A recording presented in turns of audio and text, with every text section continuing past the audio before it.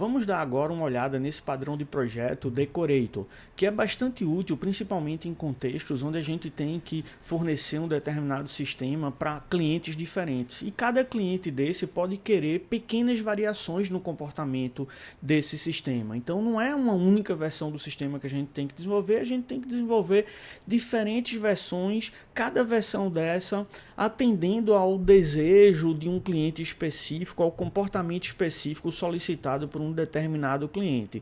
Então a gente precisa atender a essas adições de comportamento, essas variações de comportamento solicitadas por determinado cliente. E também às vezes a combinações dessas variações de comportamento. Então vamos ver esse exemplo aqui do próprio Teaching Assistant, onde a gente tem essa funcionalidade de notificação de notas. Assim que as notas são digitadas, é enviado um e-mail para os alunos. Então essa classe e-mail sender que a gente está vendo aí na parte de baixo da figura, ela é responsável pelo envio do e-mail. Mas o que acontece se a gente tem um cliente que está satisfeito com essa funcionalidade de envio de e-mail, mas também tem outros clientes que querem adquirir o nosso sistema, mas um deles precisa que esse envio de e-mail seja feito de forma criptografada.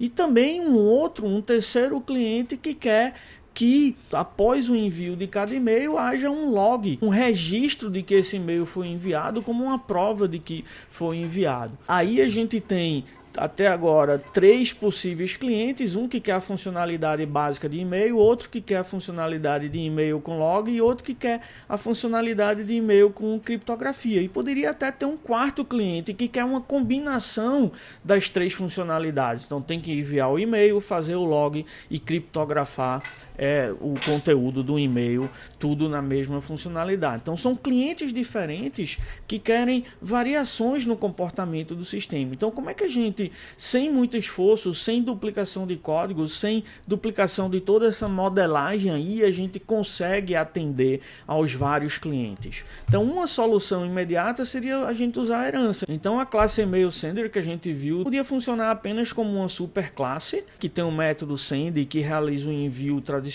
e simples de e-mail, e tem uma subclasse do lado esquerdo, a gente está vendo o log email sender, que após o envio do e-mail faz o log, escreve no log as informações associadas ao envio daquele e-mail. A gente poderia ter uma outra subclasse de e-mail sender, que a gente está vendo aí do lado direito da figura, o secret email sender, que antes de enviar a mensagem faria a criptografia dessa mensagem e enviaria ela de maneira criptografada. Então isso atenderia aos 3 clientes, mas se a gente quiser atender ao quarto cliente que requer a combinação das 3 funcionalidades, então a gente teria que partir aí para definir, como a gente está vendo na parte inferior da figura, uma classe login secret email sender que herda das 2 outras classes de e-mail. Mas primeiro, isso só é possível em uma linguagem que suporte herança múltipla, que não é o caso de várias linguagens, e mesmo que a linguagem suporte herança múltipla, a gente tem um problema, porque essa solução ela é combinatória. Se a gente tivesse aí uma terceira forma de enviar e-mail, agora a gente teria que ter subclasses para todas as possíveis combinações. As combinações 2 a 2 e depois das 3 variações de comportamento de envio do e-mail. Então essa solução ela não escala bem, ela não é adequada para várias situações, principalmente em linguagens que não atendem a esse requisito de herança múltipla. Uma outra possível solução seria como a gente está vendo aqui nesse caso. Então, no método de envio de e-mail, a gente teria apenas uma única classe de envio de e-mail, não teria as subclasses como ilustrado anteriormente, a gente teria apenas essa classe onde esse método send ele lê arquivos de propriedade. E nessa leitura de informações que estão armazenadas em arquivos de propriedade, ele fica sabendo se, por exemplo, se essa propriedade log e-mail, se ela for true, é uma indicação de que deve ser feito o log do e-mail. Se a propriedade secret email for true, que a gente está vendo aí na segunda linha do método, né, é uma indicação de que tem que fazer a criptografia do conteúdo antes de enviar o e-mail. E aí teria esse if, que aí, com base nos valores associados a essas variáveis que foram lidas do arquivo de propriedade, ele faz o log, ele faz a criptografia ou não antes de enviar o e-mail. A ideia aí seria ter um único código-fonte, que é esse que a gente está vendo, também um único código executável, que seria gerado a partir desse código-fonte, e quando eu instalo esse único executável no cliente A, eu instalo ele com um arquivo de propriedades que, por exemplo, diz que log email e secret email são true. Certo? Então, nesse cliente A aí, a gente teria os dois comportamentos em conjunto. Já num cliente B, eu instalaria o mesmo executável, mas agora com um novo arquivo de propriedades, por exemplo, indicando que log email é falso e secret email é true. Então, nesse cliente daí, com esse arquivo de propriedade, o sistema teria o comportamento desejado. Então, a ideia aí é, através de arquivos de propriedades, a gente registrar a variação no comportamento solicitada por um determinado cliente, e dessa forma a gente tem um único código-fonte, um único executável, e na instalação de cada cliente a gente só varia o arquivo de propriedade.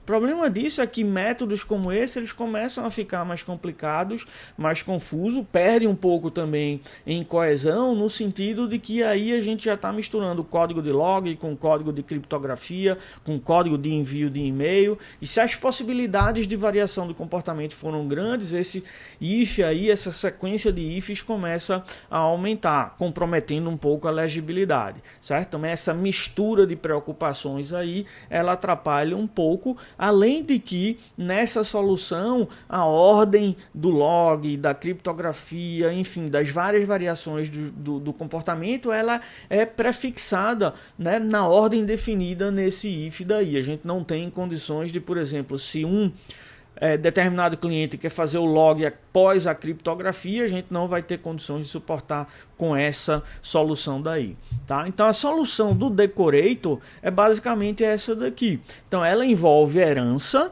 mas envolve também o que a gente chama clientela ou composição. Então a gente está vendo aí que a gente vai ter essa classe Abstract Email Sender. Email Sender Decorator herda dela essa sinalização de que há herança, mas além de herdar de Abstract Email Sender, esse Email Sender Decorator, que é a classe decoradora, né, ela também é cliente do Abstract Email Sender. Então a chave da estrutura da solução aí do padrão de projeto Decorator é ter essa classe Decorator herdando e ao mesmo tempo sendo cliente da classe Abstract Email Sender. Isso vai dar bastante flexibilidade, como a gente vai ver daqui a pouco. Então, misturando os dois conceitos, né? Na primeira solução a gente tinha apenas herança e tinha os problemas de exclusão combinatorial e de necessidade de herança múltipla, que a gente não tem aqui nessa solução, justamente porque além de herança a gente usa esse mecanismo de clientela. Então, a ideia básica, se a gente começar de cima nessa figura, olhando para a classe Abstract Email Sender, isso é uma classe abstrata que tem esse método send abstrato, ou seja, o corpo dele não tem nenhum comportamento, não está definido ainda.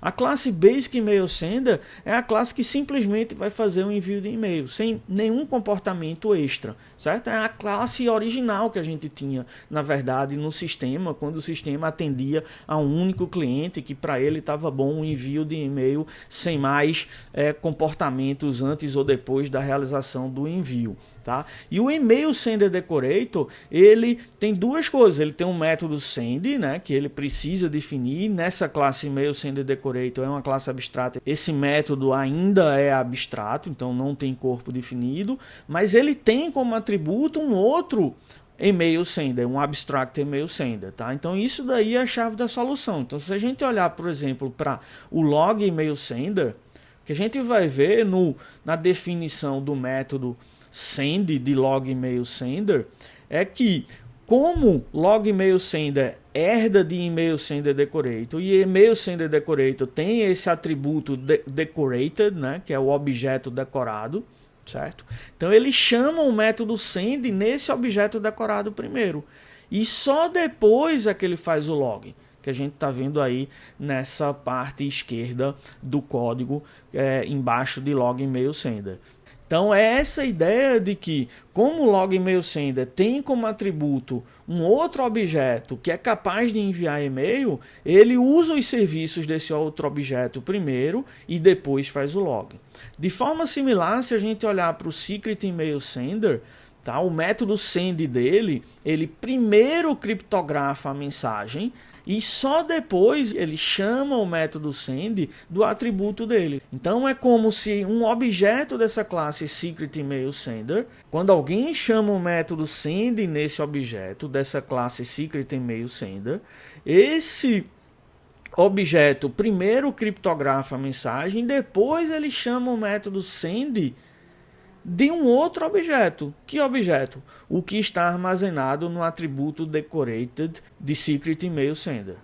Então, se esse objeto que está armazenado em thisDecorated for um basic email sender, e pode ser, porque basic email sender é herda de abstract email sender, a gente primeiro vai ter a criptografia e depois o envio com o conteúdo agora, um envio tradicional, mas com o conteúdo criptografado. Essa ideia de sair combinando os comportamentos. Então vamos olhar aqui como é que seria as combinações desses comportamentos. Então a gente tem a classe GradeNotification, que precisa trabalhar com alguma classe que envia e-mails. Tá? Essa classe vai ser o Abstract Email Sender que a gente está vendo aí no canto superior da figura, a classe abstrata superior da hierarquia. Então, para um cliente que quer apenas um envio básico de e-mail, o que a gente faz é simplesmente instanciar um objeto de Basic Email Sender. O objeto do GradeNotification, como tem como atributo um objeto de Abstract Email Sender, pode ter um objeto de Basic Email Sender, já que Basic Email Sender herda de Abstract Email Sender. Então é isso que a gente está vendo nessa primeira combinação de objetos aí no topo da figura. Mas se a gente quiser agora um envio de e-mail com essa funcionalidade de log, aí a gente vai ter diferente. Vai ter GradeNotification, ainda precisa de um objeto Abstract Email Sender. Mas no caso aí, a gente vai usar um objeto da classe Log Email Sender. E como é que isso é possível? É possível porque Log Email Sender é um subtipo de Email Sender Decorator, que é um subtipo de Abstract Email Sender. Então, GradeNotification pode trabalhar tranquilamente com um Log Email Sender devido a essa relação de subtipo de Log Email Sender com Email Sender Decorator e então com Abstract Email Sender. Tá? Então, aqui na segunda combinação de objetos da figura, a gente vê GradeNotification apontando para Log Email Sender. Tá? Perfeitamente possível. E Log Email Sender, por herdar de Email Sender Decorator, ele tem um atributo Decorated, que é do tipo Abstract Email Sender. E aí, Basic Email Sender, por ser subclasse de Abstract Email Sender, pode ser esse objeto apontado por Log Email Sender. Então a gente tem aí GradeNotification apontando para Log Email Sender, apontando para Basic Email Sender. E o que é que vai acontecer aí? Quando o GradeNotification chamar o método send de Log Email Sender, esse método send vai primeiro chamar o send de Basic Email Sender, que enfim envia o e-mail, e depois que envia o e-mail, a gente volta para fazer o log do envio desse e-mail. Certo? Então é essa combinação de objetos que GradeNotification vai ter acesso a um objeto que chama o método send. No caso, se esse objeto é Log Email Sender, ele também tem acesso a um outro objeto que tem também o método send. E aí a gente tem uma sequência de métodos send em chamada. Tá? Na terceira combinação de objetos da figura é um caso similar, só que ao invés de Log Email Sender, a gente tem um Secret Email Sender. Também é possível essa combinação pelas mesmas relações de subtipo que a gente vê aí na hierarquia de classes que está no topo esquerdo da figura. Tá? Então, GradeNotification agora chamando o send de Secret Email Sender. Esse método send vai primeiro criptografar a sua mensagem, o conteúdo da mensagem, e depois ele chama o send do outro e-mail sender decorado por ele, que no caso é o Basic Email Sender. Então ele vai primeiro criptografar e depois chamar o envio de e-mail básico. Tá? Na quarta combinação de objetos na figura, ele começa a ficar mais interessante. Grade Notification tem como atributo um log email sender, que é o segundo objeto da esquerda para a direita aí na quarta linha. Esse log email sender, como ele herda de email sender decorator, ele tem um atributo que é um abstract email sender. E esse abstract email sender pode ser tanto um basic email sender, se a gente descer pela esquerda na hierarquia, ou pode ser um secret email sender, que é isso que a gente está usando nessa situação aí da quarta linha. Então, grade notification aponta para um log email sender, o log email sender aponta para outro sender, no caso o secret email sender, que por fim aponta para um basic email sender. Tá? Então, com essa estrutura de classes que a gente está vendo aí, isso é perfeitamente possível. E grade notification chamando o send de log, o que é que vai acontecer? O send de log chama o send de secret email sender. O send de secret email sender criptografa a mensagem e chama o send de basic email sender, que aí envia o e-mail já criptografado. Né? E a gente volta para fazer o log lá, terminando a execução do método send de log email sender. Tá? E por fim aí uma combinação similar, só invertendo a ordem de secret email sender vem antes de log email sender, também perfeitamente possível e criada por essa sequência de criações de objetos que a gente está vendo aí do lado esquerdo, onde a gente primeiro cria o objeto basic email sender, coloca ele na variável b.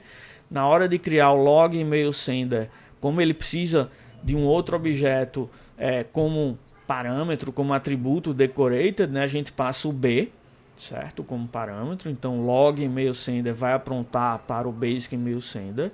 Quando a gente cria o secret email sender, a gente passa como parâmetro L. Então o secret email sender vai apontar agora para o log email sender.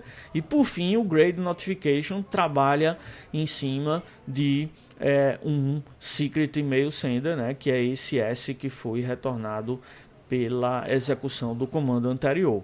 Então essa é a ideia geral do padrão de projeto, e a única ressalva é que ele não deve ser usado em situações mais simples, onde a gente quer decorar apenas um comportamento bem simples, uma funcionalidade bem simples que não tem acesso a estado. Então aí, se esse email sender não tivesse estado, a gente podia fazer isso numa linguagem que tem funções de alta ordem, apenas compondo essas funções. Tá? Mas se é uma linguagem que não tem funções de alta ordem, ou a combinação das funcionalidades é mais complexa, ou requer acesso a um estado, como nesse caso, por exemplo, vamos imaginar que o envio de e-mail ele precisasse acessar informações de estado. Às vezes precisa mandar um e-mail de imediato, às vezes a gente pode querer deixar para mandar o e-mail no final do dia. Então, se isso é um atributo nessa classe email sender que determina esse comportamento, então a gente teria que realmente ir para uma solução como essa que a gente viu aí do Decorator.